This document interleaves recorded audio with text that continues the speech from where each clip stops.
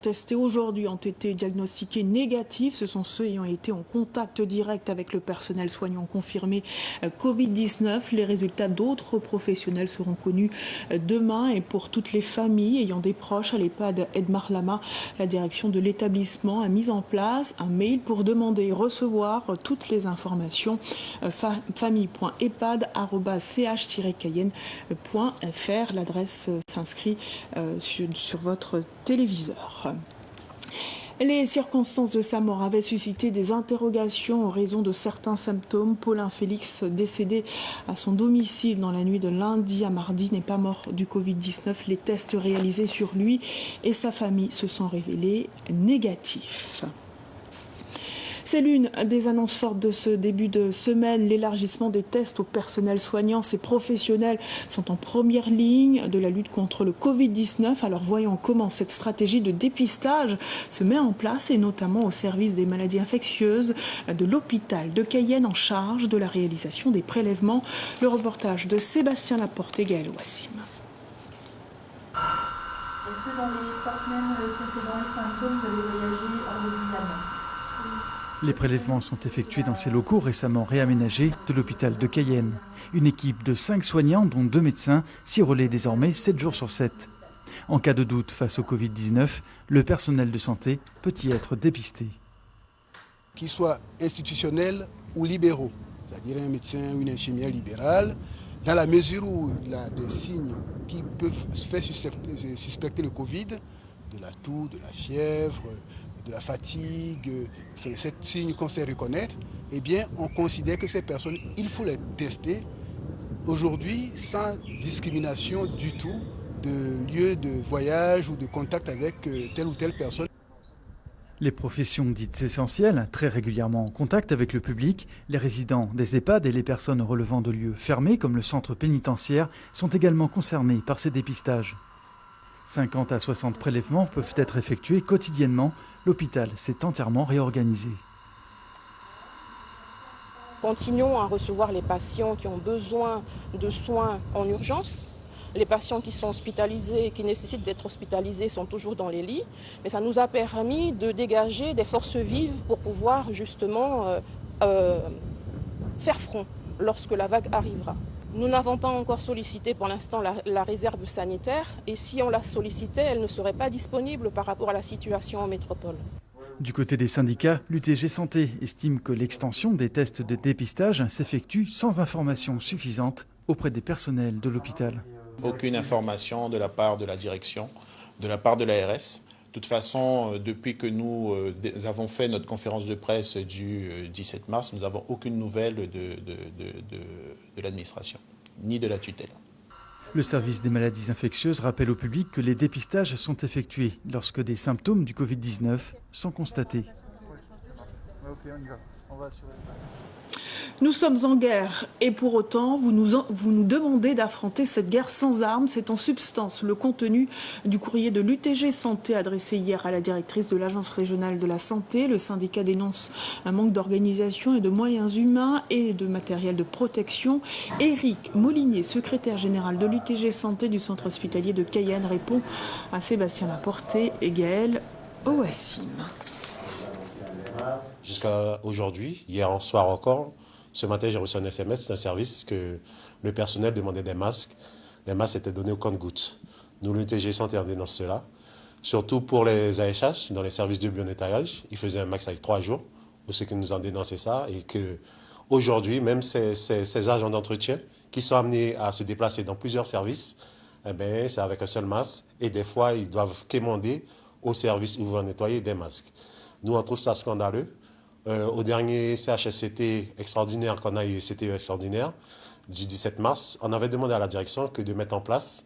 On nous avait assuré qu'il y avait des masques, on nous avait donné un chiffre, qu'on avait des masques sur l'hôpital, et aujourd'hui qu'on se rend compte, on est en train de faire des économies. Et nous, on veut dénoncer ça sur la sécurité du personnel et des patients qu'on reçoit dans notre hôpital. Et jusqu'ici, il n'y avait que l'Institut Pasteur de Cayenne qui effectuait ces tests chez nous depuis une semaine. Un laboratoire privé de Kourou a reçu la certification autorisant la détection du virus. Ce laboratoire reçoit essentiellement des échantillons du pays des savanes et de l'ouest de la Guyane. Jean-Gilles Assard et Karl Constable.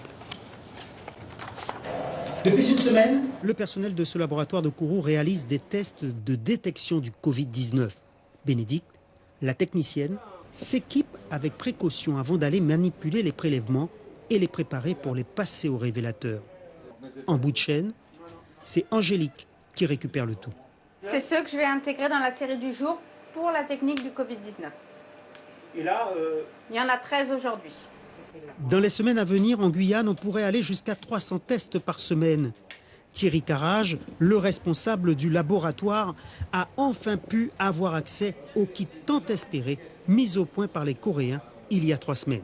On a un appareil qui fait de la PCR et il se trouve que la boîte qui nous a vendu l'appareil a mis au point le premier des réactifs pour le coronavirus.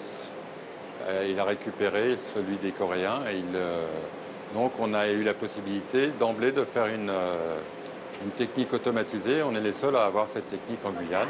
La demande étant importante, il n'est pas facile d'être approvisionné comme le souhaitent les responsables de ce laboratoire. C'est dans cet appareil que tout se joue. Un appareil que l'entreprise possédait et qui permet de réaliser d'autres analyses. Les échantillons ont été pré-traités en bactériaux sous la hotte, sous PSM, de façon à faire l'étape de lyse et de désactiver le virus. Ça permet ensuite de pouvoir travailler en tube ouvert dans l'automate sans contaminer l'automate et sans danger pour l'opérateur. Cette technique permet en 24 heures de savoir si le patient est atteint du Covid-19. Le laboratoire traite pour le moment une quinzaine de prélèvements par jour. Des prélèvements effectués et transmis par des spécialistes. Inutile donc de se présenter au guichet du laboratoire. On ne fait pas de prélèvement pour le coronavirus ici. La règle, vous venez d'un pays où il y a du coronavirus, vous avez des signes, toux, fièvre. Vous téléphonez au 15 qui décide ou non du prélèvement, qui envoie une infirmière à domicile, qui s'habille et qui prend toutes les précautions et qui nous apporte le prélèvement. Ou alors si elle est débordée, elle vous envoie dans la filière des prévus aux urgences où on fait les prélèvements et on fait que du Covid. Ce laboratoire reçoit des échantillons du pays des savanes et de l'Ouest. Il est en capacité d'analyser 70 prélèvements par jour. Il souhaitait être associé aux réunions de travail concernant la gestion de la crise sanitaire du Covid-19. L'association des maires de Guyane et les parlementaires ont pu échanger hier après-midi avec le préfet sur des questions liées aux masques ou encore sur les tests de dépistage. Le député Gabriel Serville était présent notamment. Il nous livre son sentiment après cette réunion, un entretien réalisé par Wilfried Redonné. Donc ça veut dire que la doctrine concernant les tests est en train d'évoluer petit à petit. Nous, ce que nous espérons, c'est que sur le terrain, les personnels qui auront la responsabilité de faire ces tests auront tout le matériel également. Parce que ce n'est pas tout de dire que nous allons faire les tests, mais il faudrait qu'on ait le matériel disponible. Parce qu'on a vu la virulence avec laquelle le Covid-19 agit. On a vu comment les gens peuvent dépérir du jour au lendemain. Donc il ne faut pas baisser la garde, il faut continuer le travail d'information. Je lance à nouveau l'appel aux Guyanais pour leur dire que le confinement, c'est une nécessité, ce n'est pas une sanction, ce n'est pas une punition.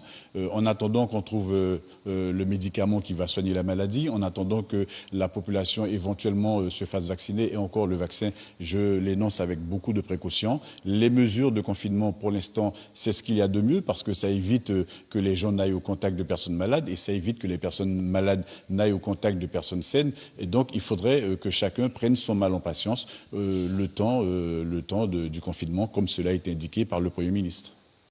Nous en parlions hier soir, les villages du Haut-Maroni confrontés à une augmentation de l'orpaillage illégal depuis le début du confinement. Les autorités coutumières Wayana menaçaient de bloquer la circulation après une réunion avec la gendarmerie. Elles ont demandé au préfet la mise en place d'un poste